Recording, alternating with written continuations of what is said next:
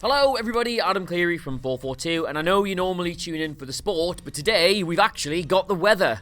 Yes, as you can see here, it doesn't just rain on Merseyside, it pours.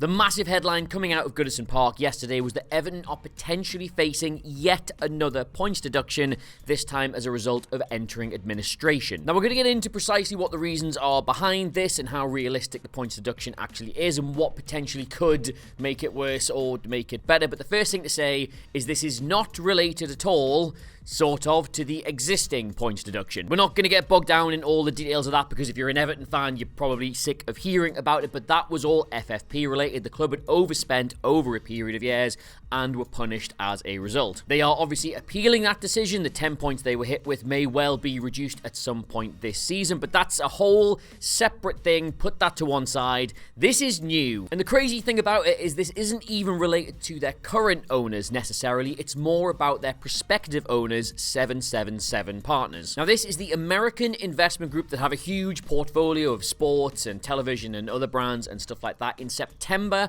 of this year, they agreed a deal to purchase Everton. They are going to buy 94.1% of the existing owner, Farhad Moshiri's stakes, making them the majority owners of the club. Their plan is to revitalize it, to take it on to new levels, to see them move into their new ground. They've got big plans for this. They've been quite successful with other franchises in the past. It is good news, but takeovers do take a while. Now, the deal was agreed in September, but it takes the Premier League quite a long time to do its due process for all of this. It has to examine the potential investors. There's a fit and proper whatever test. They've got to make sure it passes all of this before they will give it the green light to go through. Now, if you remember the Newcastle United takeover, because of all this stuff going on with that ended up taking years. Now, obviously, 777 Partners are nowhere near as controversial or as complicated as any of that, but the makeup of their company means it's really difficult for the Premier League to do all of these tests. Like, the easiest way of explaining the problem here is you can't think of 777 as one single entity. Like, they're a portfolio group. They are made up of 60 different entities, different companies, different investors. They all play a part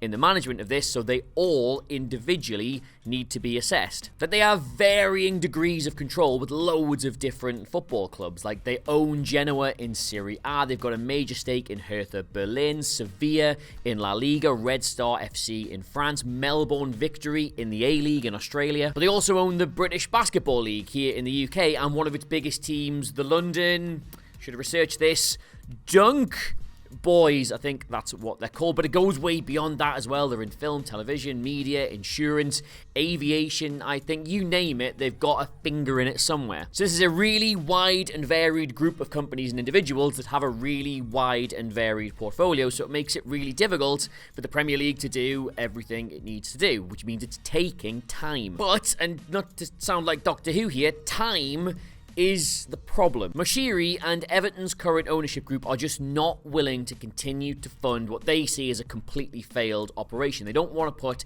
any more money into the club. That's why they were selling it. So when the deal was agreed, Moshiri negotiated with 777 and said, look, I'm not putting the money into this that it needs, so if you want to buy it, you guys can pay for it while all the tests are being done. And they said, okay, fair enough. That's sometimes how these things work. They gave Everton around about £100 million for its operating costs to last this year. But I don't know if any of you have looked at a calendar lately. This year is now down to a matter of days and weeks. And the big news, what started this whole story, is that the Premier League have confirmed this is not going to be sorted. We are not going to have waved this through by January 1st. So on the one hand, you've got the current owner, Moshiri, who is not going to put any more money in.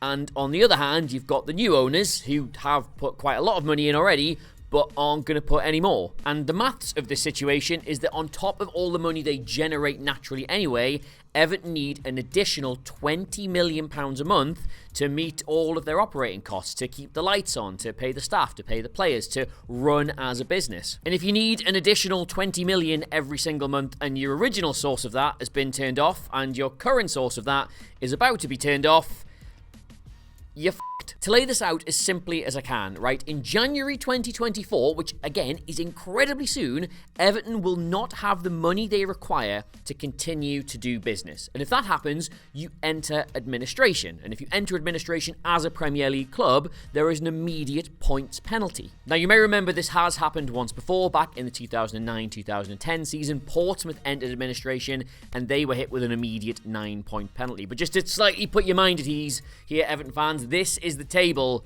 from that year. The 9 points wouldn't help them. They were going down anyway. And that's not to say, don't worry, by the way, this is really, really bad news. How any team survives in the Premier League after being docked 10 points and then another 9 is beyond me. But again, if we just sort of mentally do that to Everton in the league now, they'd be 5 points off safety. And I don't want to jinx it, but I am the man who has already done the How Sean Dyche Has Made Everton Relegation-Proof video. They'd only need like 2 more wins across the rest of the season than Luton, and they've already got 5 more than they have, so the real question, though, is this likely to happen? Is this timeline of events that leads to them getting another 9-point deduction a reality? Well, as it stands right now, yes, that is what is going to happen. The money will dry up at the end of the year, they will enter administration, and the Premier League will hit them with a points deduction. But this is all relatively breaking news. It was only revealed yesterday that the deal will not be concluded in time. That means that the ball is now firmly in the court of Moshiri and 777 Partners, because they control the purse strings here. They can make this problem go away if they can come to some kind of financial solution. Like, on the one hand, 777 won't want to put yet more money into a club that they still technically may not get to buy. Like, that hasn't been sorted yet. It almost certainly will be, but think about it from a business perspective. You've already paid 100 million, you don't own this club, do you really want to be putting your hand back in your pocket for 20 or 40 more? But on the other hand, if there's one thing they don't want even more than that, or want less, I'm not sure what